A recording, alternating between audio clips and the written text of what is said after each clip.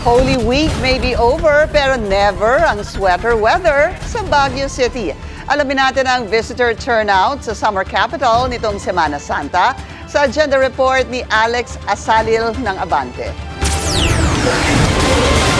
Unti-unti nang bumabalik sa normal ang sitwasyon sa Baguio City matapos ang pagdagsa ng mga turista nitong Semana Santa. Makikita na sa mga bus terminal ang pag-uwi ng mga nagbakasyon sa lungsod kung saan mahaba ang mga pila ng mga pasahero. Sa kabila ng krisis sa langis, nakapagtala pa rin ng malaking bilang ng mga bisita ang Baguio City. Lalo na sa kasagsagan ng holiday kung saan Sabado ang isa sa may pinakamataas na arrivals. Gayunman, hindi pa rin ito nahigitan ang bilang ng mga bumisita noong Holy Week 2025. Medyo matumal. Mahina kumbaga sa pagtitinda, mahina rin. Pero naging malaking tulong pa rin sa mga lokal na negosyo ang pagdagsa ng mga turista.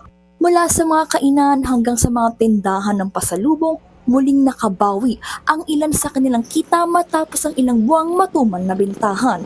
Habang unti-unting humuhupa ang dami ng mga bisita, nagsisimula namang maramdaman ang summer season sa lungsod ngayong Abril. Dahil rito, inaasahan ng mga lokal na muling dadami ang mga turista nga aakyat sa Baguio para magpalamig sa mga susunod na linggo. Sa paglipas ng Semana Santa, malinaw na maaaring nagbabago ang bilang ng mga turista pero hindi ang dahilan kung bakit patuloy silang bumabalik sa Baguio. Para sa agenda, Alex Asalil, Baguio City. Mag-follow sa aming mga social media accounts at mag-subscribe sa aming YouTube channel para sa pinakahuli at eksklusibong mga balita.